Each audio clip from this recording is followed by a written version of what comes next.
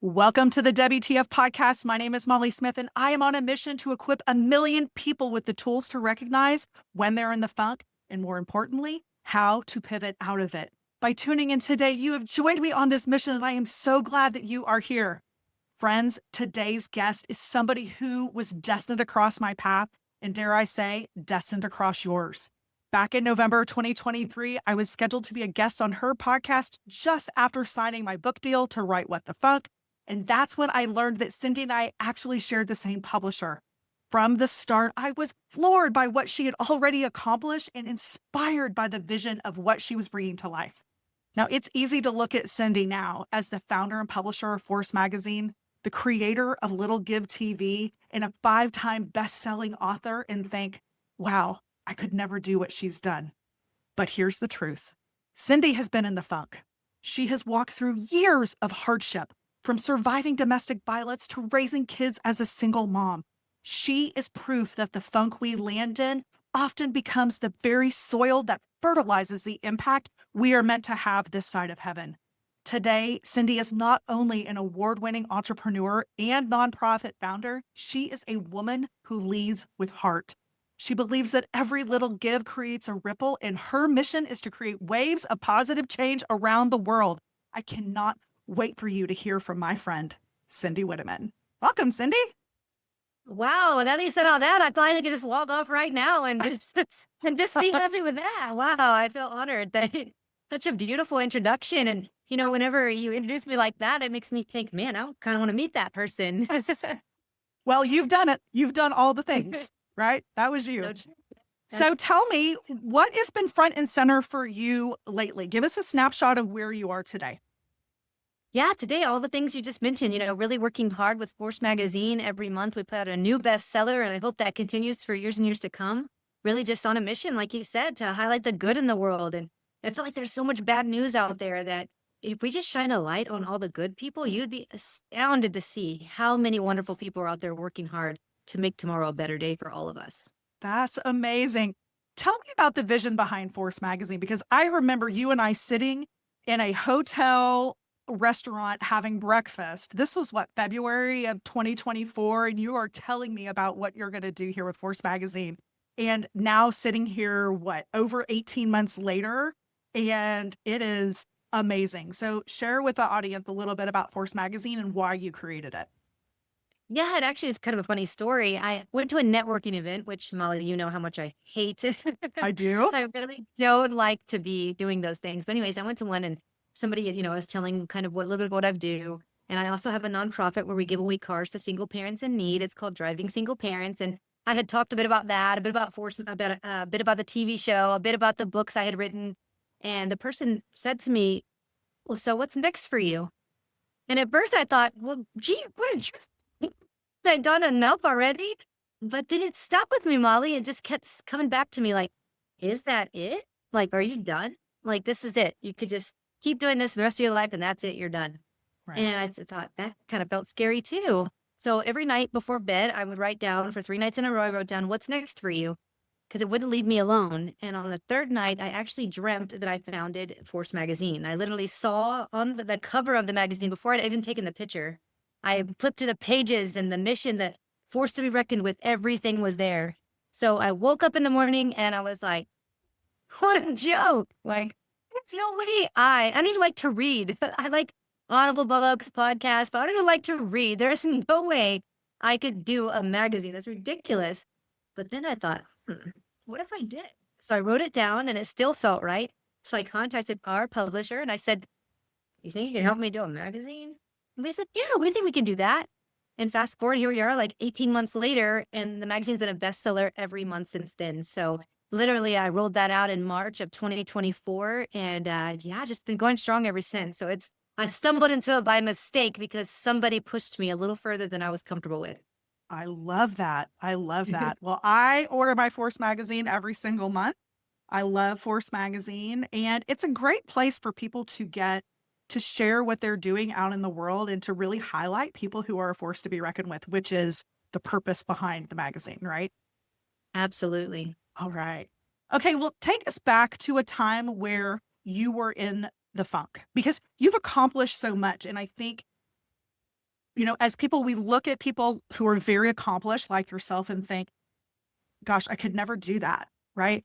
But I personally believe that the funk that we land in becomes the breeding ground for some of the amazing work that we've done. And you never really hear about the funk, right? People tend to compare their chapter 2 to your chapter 25, right? Exactly. So share, take us back to a season when you were in the funk and what that was like, what that felt like, and just tell us a little bit more about that. Yeah, well, geez, I could go on, but I'll start with the first funk. I was born into it. I was born super poor, and my mom, was fantastic, very loving mom, but she was terrible with money. So oftentimes would go without basic needs like running water or electricity at times. I remember being very young and watching my underwear in the sink at school. I remember taking the free lunch I would get at school and bringing it home. And I remember hating the weekends and holidays because it was like, what am I going to eat? Oh. And so as I grew up a little bit, I started to realize like, hey, why is it whenever I go to Tiffany's house, you can flip the switch and the light comes on, but that doesn't happen at my house. So that was Wow. the first one that I found myself in was like, hmm, what is going on here? Yeah. What did that so you noticed, like, when you went to your friend's house, like, they didn't live the same way you did. You had very different circumstances. Did that create a drive in you? Yeah, I believe so. I think I really believe it to me was looking at the contrast as a little girl. I can remember being 8 years old and going up to people and saying, like, how did you get those shoes? Like, how do you have a car? Like simple things. And people are like, well, I have a job. Like, well, how did you get the job? Well, I went to college. Well, how did you go to college? All the things since I was very young, asking those questions on I know that I'm here and I need to be over here. How did you do it so I can try to figure it out so I could get there one day? Oh my gosh. What I'm hearing is an insatiable curiosity. Okay.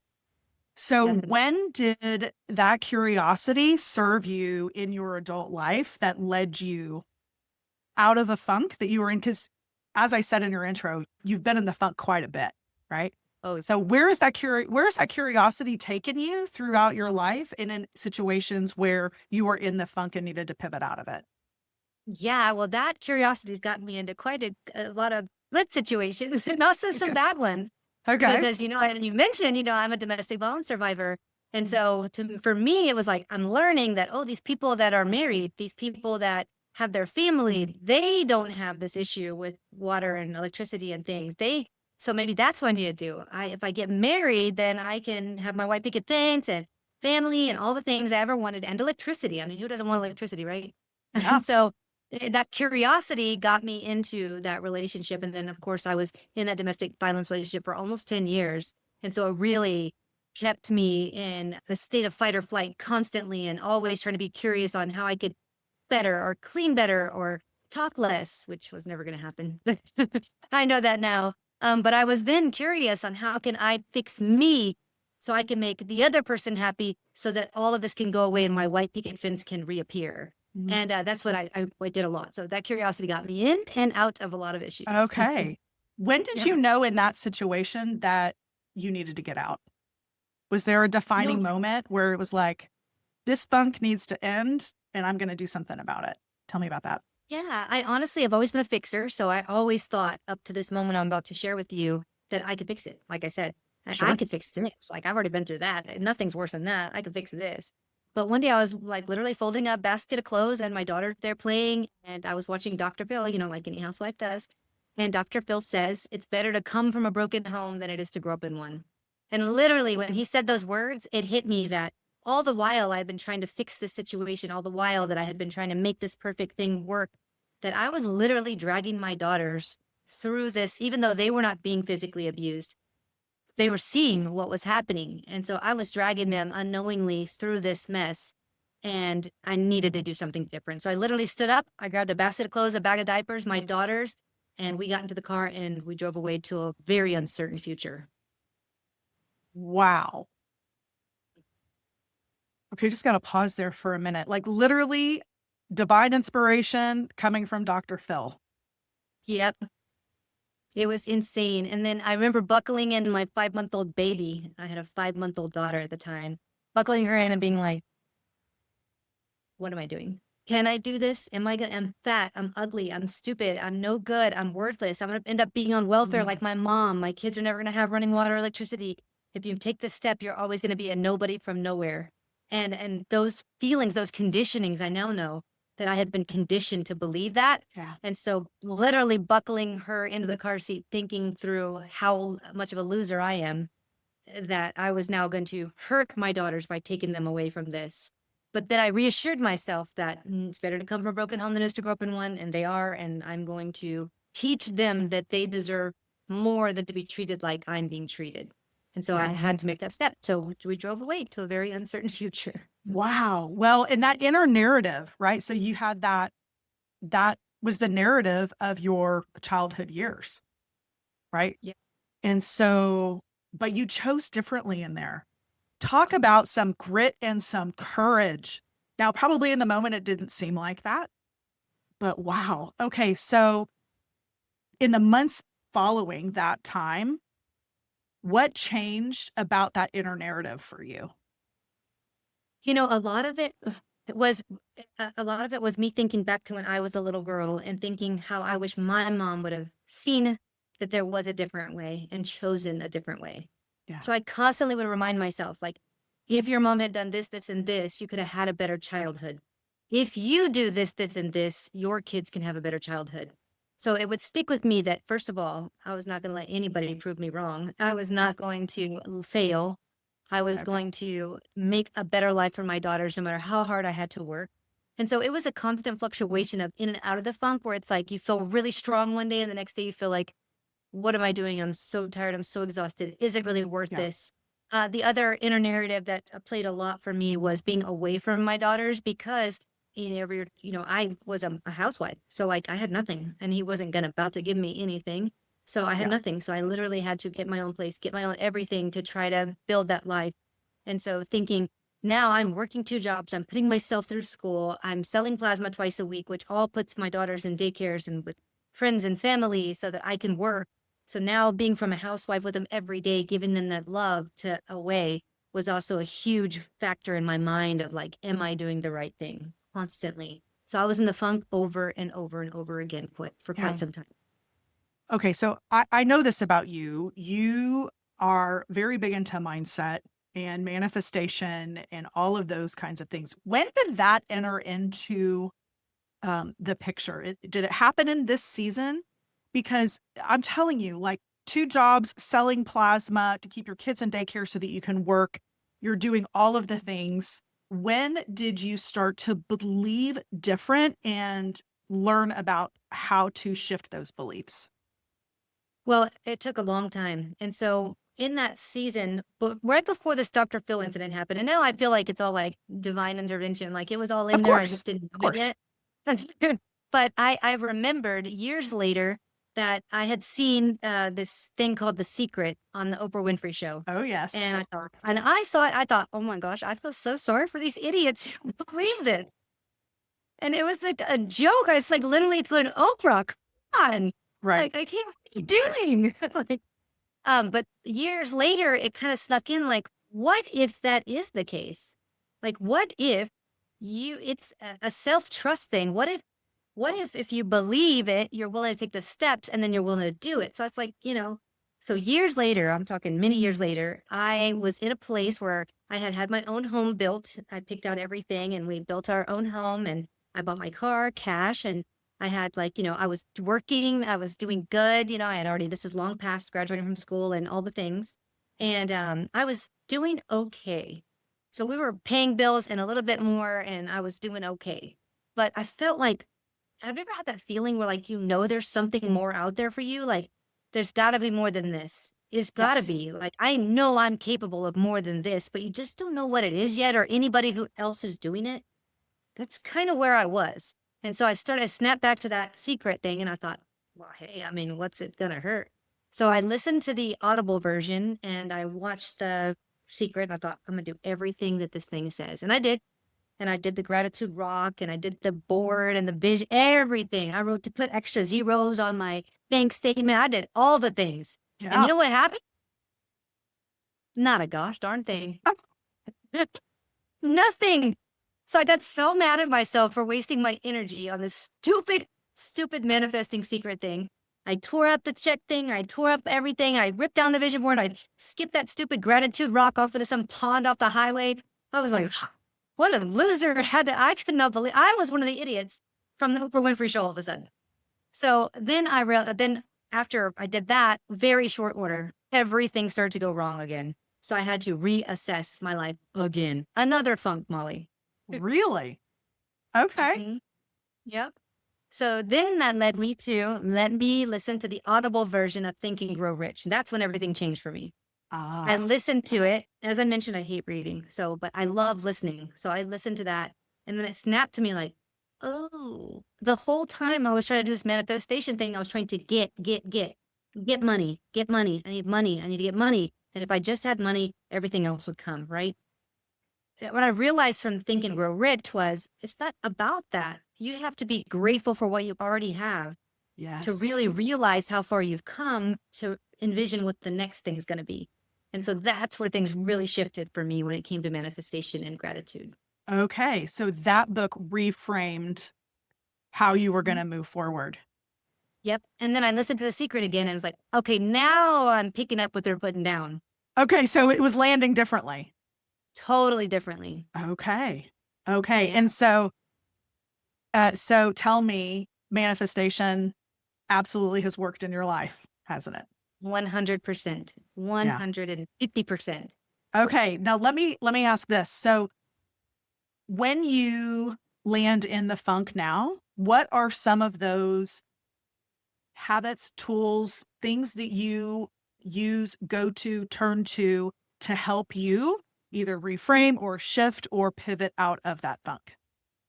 So I'm really big about changing the channel of my mind. When I get into a situation to where I start to feel a certain way, and then I start to feel that like sewer cycle, right? That like starts like pounding on like all these negative thoughts. And it's almost like once you give your brain the ability to hear one negative thought, then like 50 more come and then they start talking to each other and they make babies and now your whole brain is full of your life's going to total, you know what? Yeah. Total funk. Yes. So what Yes. I've done is learn to change the channel in my mind. And you Mhm. know what? It doesn't work the same way every time. Sometimes Okay. I can just put on a song and I feel so much better. Sometimes I might have to turn on a show to distract my brain to think about something completely different. Sometimes I might need to phone a friend. I might call you, Molly.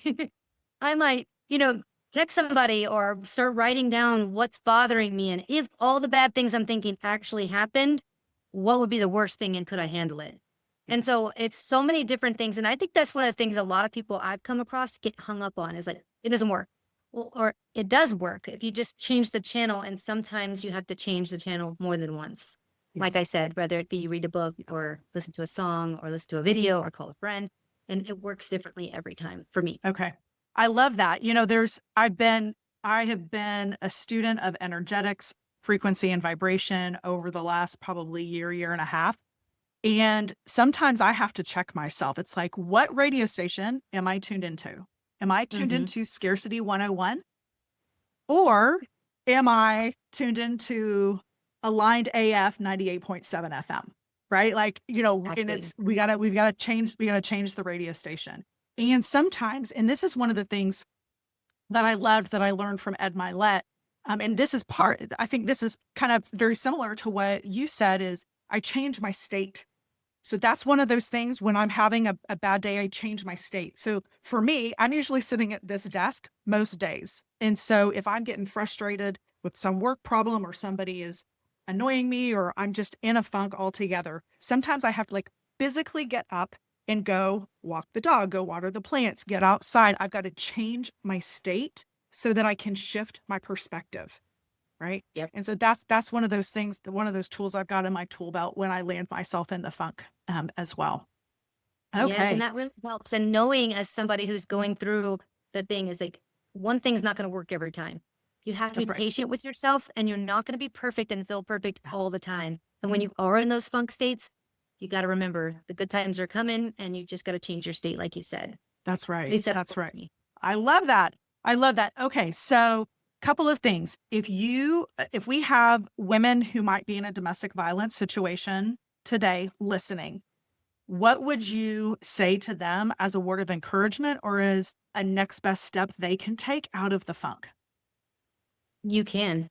You can. I mean, that's anything you want to do, anything you can imagine for yourself that's better than where you're at right now, you can. And if you're in a situation like that, do not be afraid to ask for help. There's nothing wrong with talking to someone. Sometimes you just need someone to say, I hear what you're saying, and you just need them to listen. So never be afraid to pick up the phone, call a friend. You can call a counseling line. You can talk to so many people. There's so many people who are willing to listen to give you good advice to help you through this funk. Okay. And for the passionate entrepreneur who has a big vision to change the world, who's in a funk, what would you share with them today? I'm going to give my favorite Henry Ford quote, which is whether you think you can or think you can't, you're right. That's right. So it's a belief. It's That's that right. belief. That's right. That's right. I If you love just it. believe differently, you can achieve differently. Yes. Well, I believe that. I believe that. So, okay. Well, Cindy, thank you so much for being with us today. And if this episode inspired you or you know somebody who could benefit from hearing from Cindy today, please forward this episode on. Again, you're going to bless them and you're going to help me reach the million people who need those tools to pivot out of the funk. Thanks so much, everyone. We'll see you next time.